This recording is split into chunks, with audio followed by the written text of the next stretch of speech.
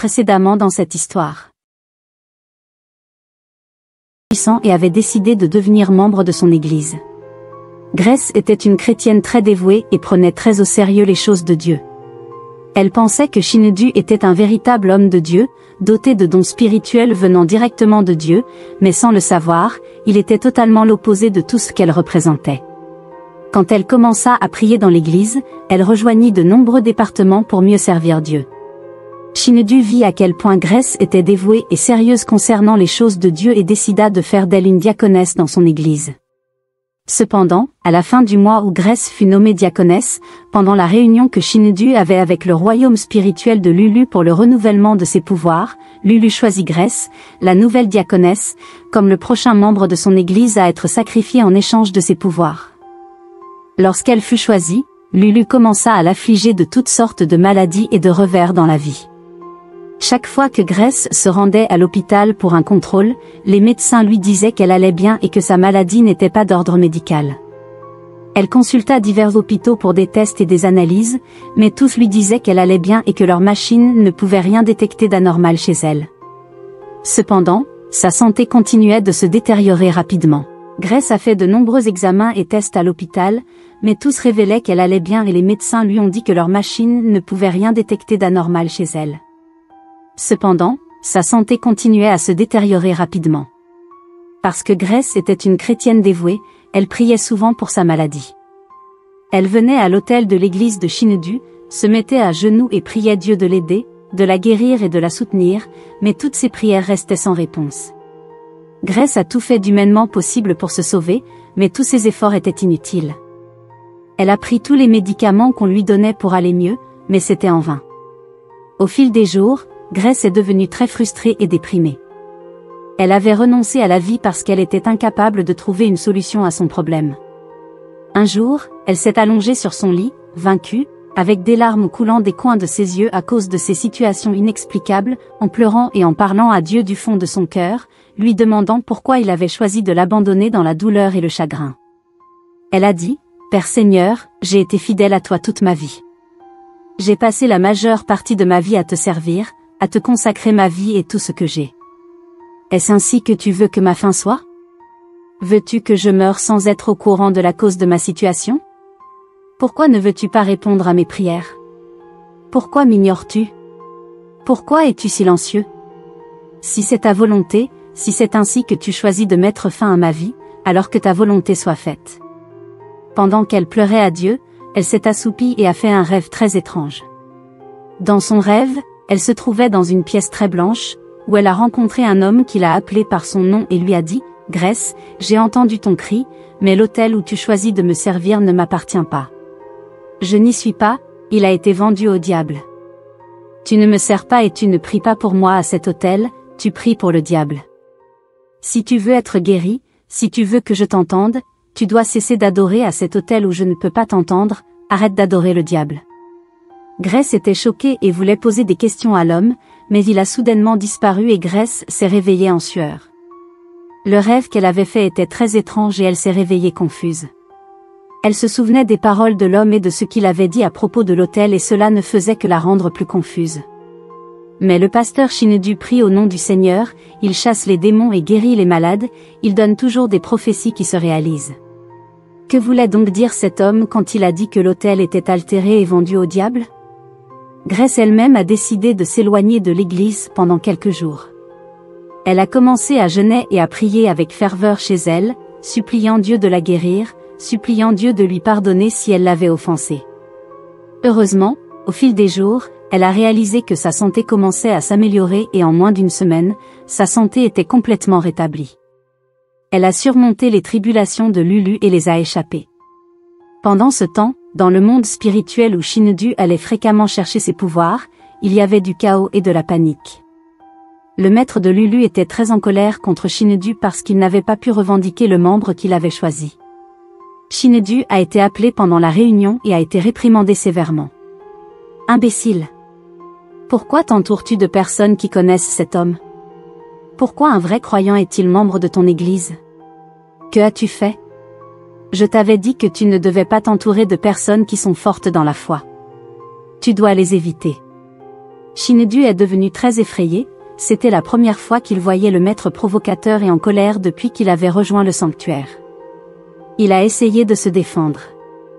Il ne connaissait pas l'homme dont le grand maître parlait, mais avec sagesse, il a compris qu'il parlait de Jésus-Christ, car son nom ne pouvait pas être mentionné dans le sanctuaire. Je suis désolé, grand maître, je ne savais pas qu'elle était une vraie croyante. Je pensais que ses prières étaient justes pour se montrer. Je ne savais pas qu'elle était une vraie croyante. Le maître lui cria de se taire, puisque tu as imprudemment permis à un membre plus puissant que le grand maître d'entrer dans ton église, tu dois payer le prix de ta folie et de ta négligence. Lulu veut faire un autre sacrifice pour compenser ton erreur. Maintenant, tu dois choisir entre ta vie ou celle de ta femme. Shinedu était dévasté. Il aimait profondément Ephioma et avec le temps, son amour pour elle était devenu plus fort. Elle était aussi enceinte de leur premier enfant, et la grossesse en était déjà à 4 mois. Mais Shinedu n'avait pas le choix. Pour sauver sa peau, il a décidé de sacrifier sa femme à la place. « Prenez ma femme », a-t-il dit d'une voix douloureuse. Le maître Lulu rit hystériquement de la décision de Shinedu et lui a dit de retourner à son siège dans le sanctuaire. Après la réunion, Ephioma a été frappée par une maladie très grave, malgré sa grossesse. Sa santé a commencé à se détériorer et elle a commencé à perdre du poids. Chaque fois qu'elle allait à l'hôpital pour des examens, les médecins lui disaient qu'elle allait bien et que la cause de ses problèmes de santé pourrait être ses hormones de grossesse. « Ne vous inquiétez pas, vous allez parfaitement bien. C'est probablement parce que c'est votre première grossesse et que votre corps ne s'y habitue pas, lui disaient les médecins. Ephioma n'avait aucune idée que son mari n'était pas un véritable homme de Dieu.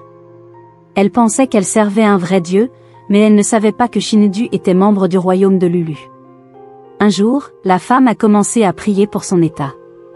Elle refusait de croire que son état était normal, comme le disaient les médecins. Chaque nuit, elle avait des cauchemars étranges.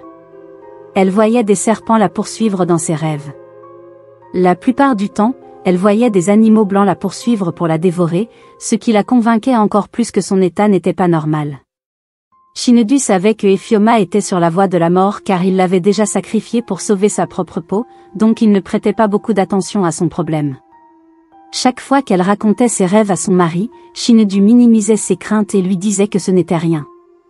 Cependant, elle refusait de croire que son état était normal et continuait à prier avec ferveur. Pourtant, il n'y avait aucun changement et sa santé continuait de se détériorer. Les gens de l'église commençaient à remarquer que Ephioma avait perdu du poids et d'apparence, mais ils supposaient tous que c'était à cause de sa première grossesse. Avec le temps, elle est devenue alitée et ne pouvait plus faire les choses qu'elle avait l'habitude de faire. Pourtant, elle continuait à jeûner et à prier Dieu pour de l'aide. Une nuit fidèle, Shinedu a été invitée dans une autre église en tant que ministre invité et Ephioma était seule à la maison. Cette nuit-là, elle priait et pleurait Dieu pour de l'aide, comme d'habitude, jusqu'à ce qu'elle finisse par s'endormir. En s'endormant, elle a fait un rêve. Dans son rêve, elle a vu son mari avec une épée très longue se diriger vers elle avec l'intention de la poignarder. Elle a été choquée au début, mais quand elle a vu son visage et a réalisé qu'il était après sa vie, elle a commencé à fuir. Shinedu la poursuivait dans le rêve. Elle courait pour sauver sa vie jusqu'à ce qu'elle se réveille. Elle était choquée par ce qu'elle avait vécu dans le rêve. Elle avait beaucoup de questions qui la troublaient. Cela semblait très suspect et elle se rappelait que son mari n'aimait pas prier avec elle. Il préférait souvent prier seul, contrairement aux autres pasteurs qu'elle connaissait, qui priaient souvent avec leur famille. Après avoir réfléchi un moment, Ephioma décida de quitter la maison pour un certain temps. Elle emballa quelques-unes de ses affaires et retourna chez sa famille. La maison familiale était située dans un autre état, donc elle ne pouvait plus aller à l'église de Shinedu. De retour dans son état, elle commença à fréquenter l'église de sa famille, avec le pasteur de sa famille, ils jeûnèrent et prièrent pour que Dieu la guérisse et la rende meilleure. En l'espace d'une semaine, la santé d'Ephioma s'améliora, avec le temps, elle retrouva sa pleine santé. C'est alors qu'elle réalisa que son mari n'était pas un véritable pasteur. Le rêve qu'elle avait eu était une preuve suffisante que Shinedu appartenait à un royaume spirituel sombre. Quand Shinedu revint de l'endroit où il était allé pour prêcher, il fut surpris de ne pas voir sa femme à la maison.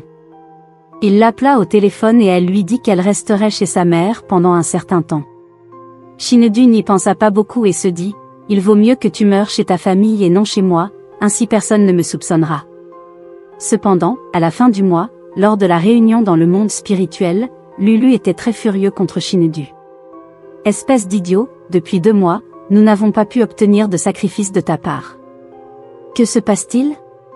Shinedu était surpris et aussi perplexe. Il ne savait pas quoi dire ni quoi faire. Il essaya de se défendre et dit au maître, « Je ne sais pas ce qui se passe. Vous m'avez demandé de sacrifier ma femme et j'ai accepté. Elle est tombée gravement malade et je m'attendais à ce qu'elle meure.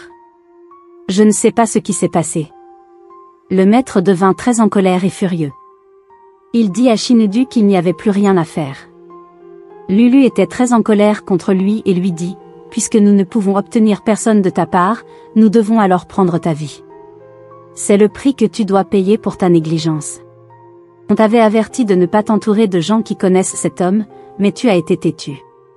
Il ne te reste que 7 mois à vivre. » Shinedu éclata en sanglots, s'agenouilla devant le maître et implora sa clémence, « S'il vous plaît, épargnez-moi.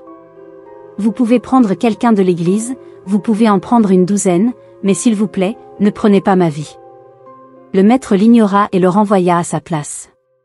Shinedu n'en croyait pas ses oreilles. Il était très effrayé car il ne voulait pas mourir. Le lendemain matin, en se préparant pour aller à l'église, il se regardait dans le miroir quand soudain il fut frappé de paralysie et tomba par terre. La moitié de son corps était paralysée et il ne pouvait plus bouger ni faire quoi que ce soit. Ses employés entrèrent rapidement dans sa chambre quand ils l'entendirent crier et le virent allongé par terre. Ils l'aidèrent à se mettre au lit, mais Shinedu était incapable de faire quoi que ce soit. Il ne pouvait ni parler ni bouger ses membres, tout ce qu'il pouvait faire était de cligner des yeux. L'église s'inquiéta pour Shinedu et commença à lui dire de prier pour lui-même afin que Dieu le guérisse, puisqu'il avait le pouvoir de guérir les autres. Mais Shinedu ne pouvait pas bouger, il pouvait seulement entendre ce qu'il disait. Comme Shinedu était incapable de bouger, ses membres commencèrent à quitter son église un par un à la recherche d'autres églises où des miracles étaient accomplis. En l'espace d'1 mois, l'église de Shinedu devint une salle vide et tous ses membres disparurent, y compris ses employés. Shinedu attendait sa mort, mais la mort refusait de venir. Le maître lui avait dit auparavant qu'il ne mourrait pas si facilement, qu'il souffrirait autant qu'il avait profité de la richesse de Lulu. Tout le monde déserta. Heureusement, son père apprit la condition de Shinedu par les nouvelles et vint rapidement lui rendre visite. Son père était un véritable homme de Dieu qui aimait et adorait vraiment Dieu. Il emmena Shinedu au village. De retour au village, il plaça son fils sur le lit et commença à prier pour lui. Comme c'était un homme de Dieu bon et sérieux, il eut une révélation où il découvrit que Shinedu s'était impliqué avec le diable et qu'il payait pour ses péchés et ses mauvaises actions. Son père était bouleversé que Shinedu se soit écarté de ses enseignements. Il se remit à prier et implora Dieu de pardonner à son fils et de lui donner une autre chance. Après avoir prié cette nuit-là, le père de Shinedu s'allongea sur le canapé dans le salon où il s'endormit. Il fit un rêve et dans son rêve, un très vieil homme en blanc s'approcha de lui alors qu'il marchait le long d'une route déserte. L'homme lui dit qu'il avait un message de Dieu pour lui. Il lui dit, « Dieu m'a dit de te dire qu'il sauverait Shinedu et enlèverait sa paralysie. Cependant, Shinedu doit confesser ses péchés au monde s'il veut rester guéri et sauvé. Demande-lui de confesser, c'est seulement après sa confession qu'il sera sauvé. » L'homme continua à marcher. Le père de Shinedu était confus et en même temps surpris. Il se réveilla immédiatement de son rêve. Après s'être réveillé, il alla voir Shinedu, s'assit à côté de lui et commença à prier pour que Dieu délie sa langue afin qu'il puisse parler et confesser.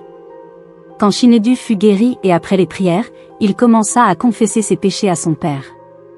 Mais pendant qu'il confessait, les forces du royaume spirituel de Lulu apparurent dans la pièce et commencèrent à le manipuler pour qu'il n'expose pas leur royaume. Les ampoules de la pièce explosèrent et un grand vent commença à souffler. Le père de Shinedu était un pasteur fort. Il commença à prier avec ferveur, combattant les forces de Lulu. Shinedu était le seul à pouvoir les voir, mais son père était assez sage pour comprendre ce qui se passait. Ils prièrent tous les deux, criant le nom de Jésus, ce qui était insupportable pour eux jusqu'à ce que les forces disparaissent parce que la chaleur était trop forte pour eux. Plus tard, Shinedu confessa ses péchés et dit tout à son père. Il s'excusa de s'être éloigné du véritable évangile et promit de revenir à Dieu. Son père pria pour lui et il renonça au royaume de Lulu. Dans les jours qui suivirent, Shinedu commença à retrouver progressivement le contrôle de ses mains, de ses jambes et de tout son corps. Il devint un homme changé. Il donna sa vie à Christ et changea ses anciennes habitudes. Il commença à prêcher le véritable évangile à nouveau, utilisant son propre exemple pour dire aux autres que la vie est vanité et que se tourner vers le diable pour la richesse ne mènerait qu'à des regrets. Il retourna voir la famille de sa femme et leur demanda pardon. Ils voulaient le chasser, mais Ephioma leur dit qu'elle lui avait pardonné. Shinedu était très heureux. Ensemble, ils retournèrent dans son village où il reprit l'église de son père et ils vécurent tous heureux pour toujours. Après cela, Shinedu a appris à ne pas être avide, ni envier le succès des autres, car la vie est un voyage et chacun a sa propre destinée. Ne soyez pas envieux des progrès de quelqu'un d'autre, car vous ne savez pas ce qu'ils ont fait pour arriver là où ils sont. Peu importe à quel point vous pouvez être frustré dans la vie, ne soyez pas tenté de vous tourner vers le diable pour obtenir de l'aide. À la fin de la journée, vous finiriez pire que vous ne l'étiez et rempli de regrets. Rien de bon ne vient facilement. Si cela semble trop beau pour être vrai, alors il y a un prix plus élevé à payer, un prix qui vous coûtera tout. Soyez prudent avec les amis que vous gardez et encore plus prudent avec les conseils que vous écoutez. Lorsque vous commencerez à faire face aux conséquences de vos décisions, vous serez le seul à les affronter, ils ne seront pas là. Tout le monde qui fait des merveilles n'est pas forcément un enfant de Dieu. Soyez vigilants et sages en ce qui concerne ceux en qui vous avez confiance pour les choses de l'esprit. Si vous avez aimé cette histoire, n'hésitez pas à la partager autour de vous et de ne surtout pas oublier de lâcher un pouce bleu et de vous abonner à la chaîne. Dieu vous bénisse, à très bientôt pour une nouvelle histoire.